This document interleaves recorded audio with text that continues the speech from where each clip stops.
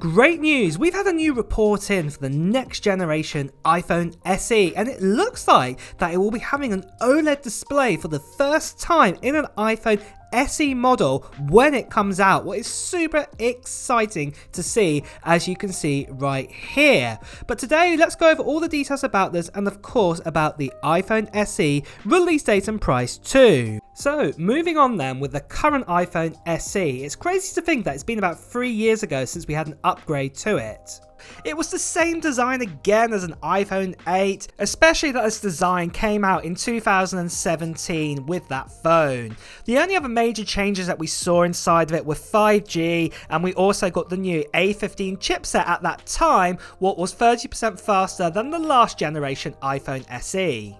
If you didn't know already, there's been 3 iPhone SE models from Apple over the years. We had the first in 2016, what was based on the iPhone 5S design, and then in 2020 we had the second generation iPhone SE, what is based on the iPhone 8 design, and again that old design was used again for the 2022 iPhone SE. From what we have seen is the SE models tend to have the latest chipset inside them from the flagship phones released the year before, with the price being the lowest that Apple can offer at that time. So looking forward to the 4th generation iPhone SE, the great news is that we're going to be getting some big changes. The biggest news that we've been told is finally we will be getting a new design for the iPhone SE, and it seems that the design will follow the iPhone 14 design. A report has come in actually from Mac Rumors telling us that the iPhone SE will follow the design of a predecessor iPhone again. This means we can expect an iPhone with Face ID and not Touch ID anymore, and the possibility of 2 camera lenses on the back of the iPhone. As you can imagine, it means that the iPhone will be larger too, because it will now be a 6.1 inch display, and it's most likely that display will actually be an LCD screen, not an OLED screen. So this will be similar to the sort of display we had with the iPhone XR and also the iPhone 11 to keep costs down. The design has also been told to be modified to actually have a standard USB-C port at the bottom, but this will only have USB 2.0 ports like the iPhone 15 and the iPhone 15 Plus, but there's also the possibility an action button could be added, and as much as I just said that the iPhone 14 actually has 2 camera lenses on the back of it, it could be modified just to have 1 on the back.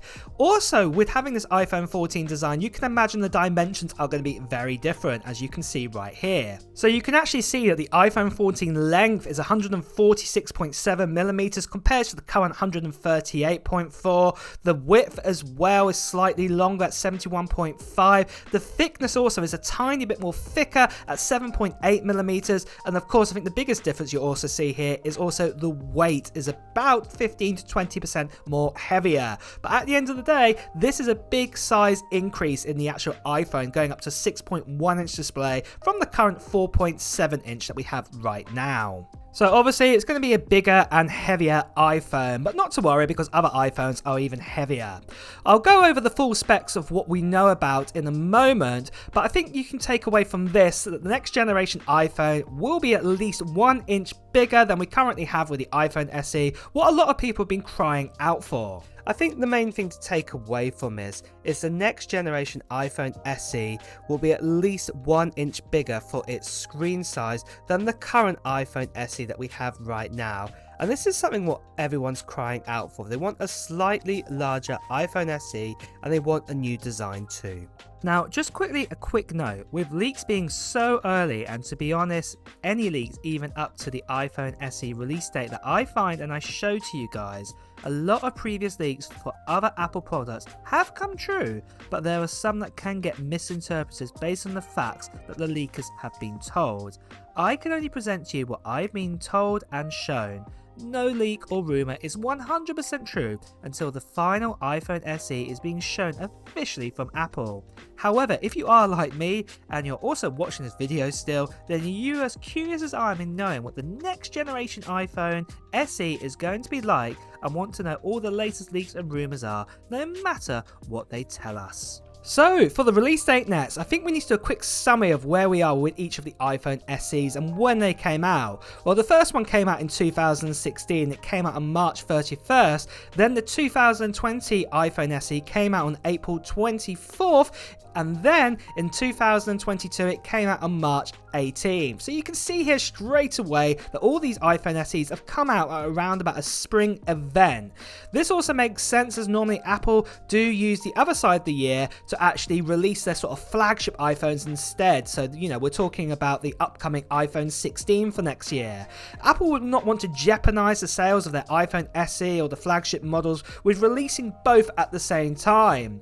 For the release of the year then, so which year it's going to be, it's most likely it's going to be coming out in 2024, because at the end of the day, since the iPhone 2020 model, it came out in 2020, then to 2022, so logically it means 2024. So then guys, one of the most popular apps that you're probably going to use on a brand new MacBook like this, and that is going to be your browser. I've been using Opera because it's absolutely amazing, especially with features like Tab Island, where if I've got multiple tabs open, what I can actually do is I can put them all together in one island and then sort of hide them away. And then after, if I want to reopen my tab islands of everything that I've been looking at, it's really easy to do so, as you can see right here. There are many other great features built into Opera, like Aria. Aria is an AI tool and you can ask it any question that you like. Like, for example, why did Apple make the iPhone? And then get a great result coming back.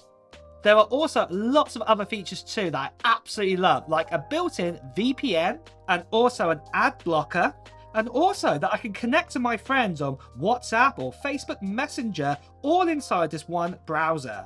I can even customize my look on this browser and also to listen to my favorite music tunes while I'm browsing. So with that guys, download Opera for free. You heard me right there, for free on your devices right now. So next of all, let's talk about the iPhone SE 4 specs and everything we know so far in that area. So starting out then, the big difference is it is a brand new design, that's what we've been told. So we're going to be getting a 6.1 inch LCD display, but we have heard of that rumour of an OLED display too, and this will be coming in at a 6.1 inch screen, and its resolution will be 2532 by 1170, and it'll also just be a 60 Hertz display because it is an SE model. But this just means it's a 460 pixel per inch, so it's a very clear screen that we will get here. We will also get 6GB of RAM inside of this iPhone, and then we'll have probably only just two options of 128GB and a 256GB storage option. Most likely it will have the last generation sort of chipset inside of it, so this will be the A16 Bionic. It will not be an A17 Pro because this is definitely not a Pro phone. It will come with 5G connectivity, and also that A16 will also probably come with just a 4-core GPU inside of it.